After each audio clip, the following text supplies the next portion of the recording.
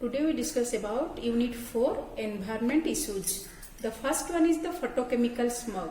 Then first discuss what is photochemical smog. It is greyish or brownish in color and it is produced at high temperature due to emission of nitrogen oxide and volatile hydrocarbons from solar energy and vehicles. When water vapor combines with smoke and dust, the secondary particles, that is photochemical smog, is produced and which remains suspended in the air, which is always present in the air during warmer climate, means hot climate. Oxides of nitrogen and sulfur and hydrocarbons from vehicular exhaust undergoes a series of photochemical reactions. Then photochemical oxidants are produced, and these oxidants, when combined with ozone, photochemical smog is developed. It irritates eyes and lungs of human beings. It also damages maximum vegetations. Then second one is the acid rain. It is the secondary air pollutants which pollutes the air. First, these air pollutants contains different acids like sulfuric acid, nitric acid, etc. The main sources of acid rains are burning of fuel like coal, petroleum products, natural gas, forest fire and other human activities.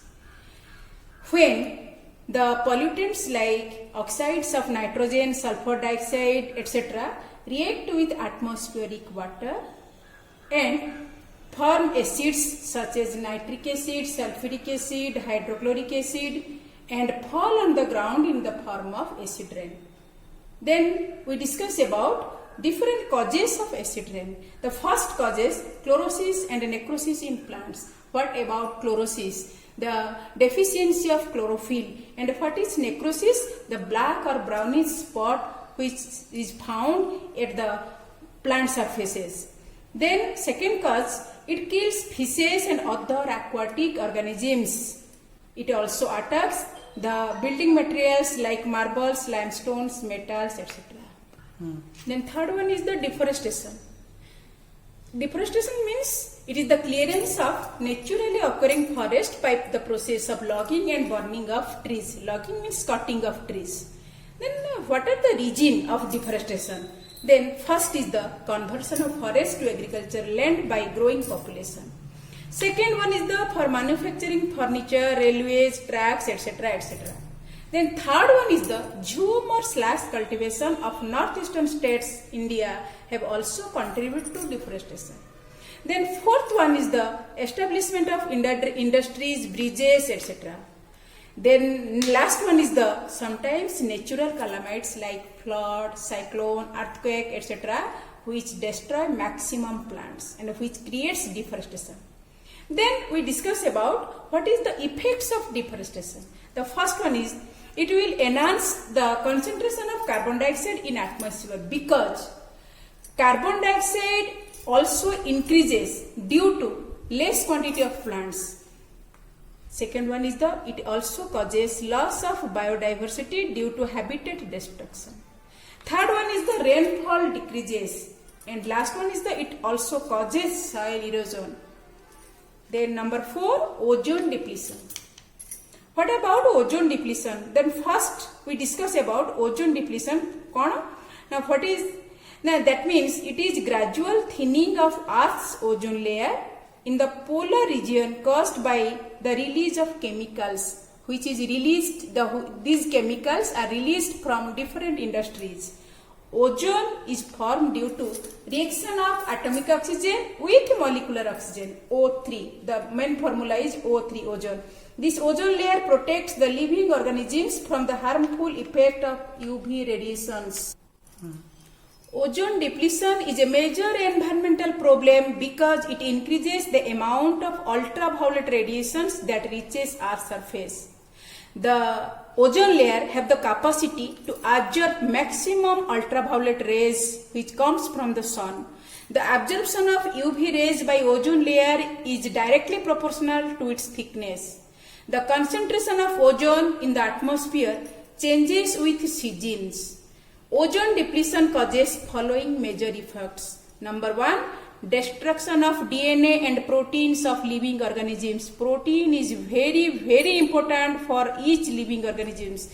It also causes skin cancer, eye cataracts, decrease in immune power, etc. Then fifth one is the greenhouse effect or greenhouse gases. First we discuss about greenhouse gases. What are the greenhouse gases? Carbon dioxide, methane, nitrogen oxides, chlorofluorocarbon, hydrofluorocarbon, water vapor are collectively called greenhouse gases. These gases are added to the atmosphere by burning of fossil fuels, industrialization, volcanic eruption, animal respiration, agricultural practices, etc. These gases prevent heat escaping from the Earth's surface and cause greenhouse effect and global warming. What is global warming? Suddenly increase in temperature at the particular area at which greenhouse gases are present. Issues. Then number 7, global warming. What about global warming? The rise in temperature in a particular environment, it is called as global warming, and it is caused due to the greenhouse gases. The gradual and continuous increase in average temperature of the surface of the earth due to increase in the concentration of greenhouse gases. Then rise in temperature have a major impact on the environment and have abnormal climatic changes like melting of polar ice, increasing sea level, etc. etc. Then what are the controls? The controlling of global warming. Number 1, reducing the use of synthetic fertilizers. Number 2, vegetation cover to be increased. Number 8, Chipko movement. Then what is Chipko movement? Chipko movement, it is also called as hog the trees movement, and it was an organized resistance to destruction of forest. It prevents deforestation. It was started in 1974 in Uttarakhand. A contractor was allowed to cut trees in a forest near the village that was severely protected by women by hugging the trees by their arms, which prevented from cutting down the trees and which checked the deforestation process. Mr. Sundarlal Bahuguna, a great philosopher, was the leader of Chipko movement. Then number 9, eutrophication. What about eutrophication? It is the excessive growth of plants and algae in water sources due to enrichment of nutrients. It is directly related to water ecosystem. It causes oxygen depletion of the water body. That means it decreases the dissolved oxygen in water. It is induced by the discharge of nitrate or phosphates containing detergents, fertilizers or sewage, etc. into the water sources. Then what are the effects of eutrophication? Number 1, increase of biomass and algal bloom. What about algal bloom? Now the excessive growth of algae, they are the hydrophytic plants. Number 2, decreases dissolved oxygen in water. Number 3, loss of biodiversity. Number 4, reduced in water transparency. And number 5, bad smelling occurs in water source. Then number 10, biomagnification. Eutrophication and biomagnifications both are related to pollution, environmental pollution.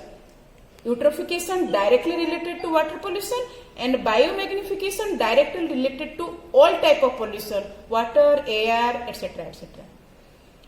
The process in which concentration of non-biodegradable pollutants increases, which passing through the food chain trophic level to the next trophic level in various types of ecosystem, and it affects all the organisms in a ecosystem. The non-biodegradable ingredients includes DDT, organic mercury, etc. It increased in insecticides in animals causes softening of bone, cerebral hemorrhage, hypertension, cancer, etc. etc. high concentration of nitrate causes methhemoglobinema. That means the hemoglobin loses the capacity of oxygen carrying capacity. Number 10 solar. Today we discuss about radioactive waste management. What are radioactive wastes? These are radioactive materials which are usually byproducts of nuclear power station. That means the radioactive wastes are released from different nuclear power stations and nuclear technology. These wastes are very dangerous to human health and also towards the environment. The main sources of radioactive wastes are natural radiations, atomic bomb explosion, nuclear fuel cycle, transportation of radioactive wastes, etc. etc. Then what are the management? How radioactive wastes are managed?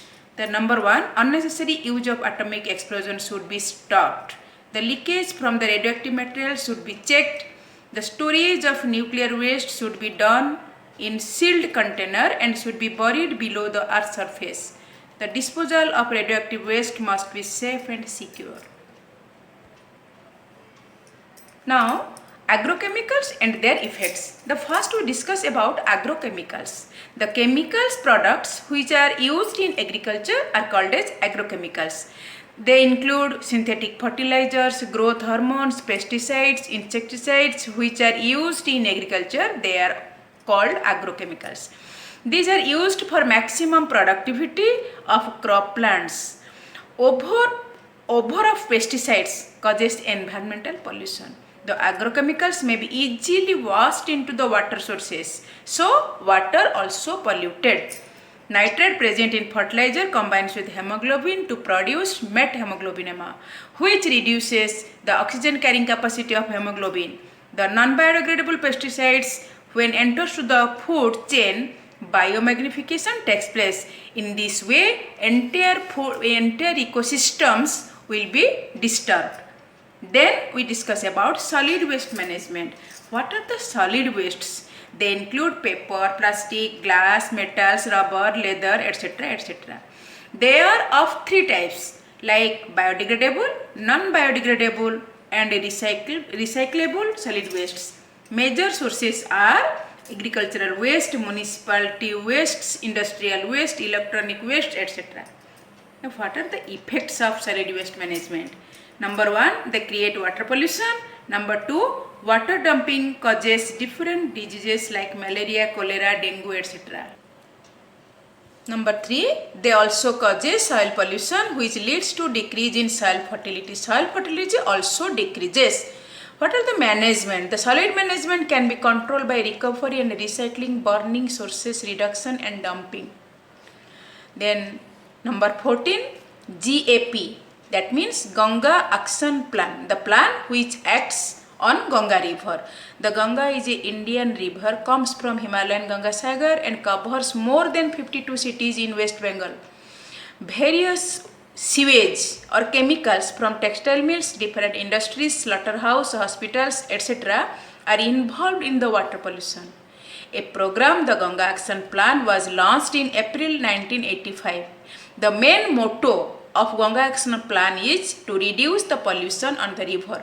In this process, the sewage which are released from different industries, slaughterhouse, hospitals, contaminated water, first treated under sewage treatment, then after treatment they are released towards the water sources.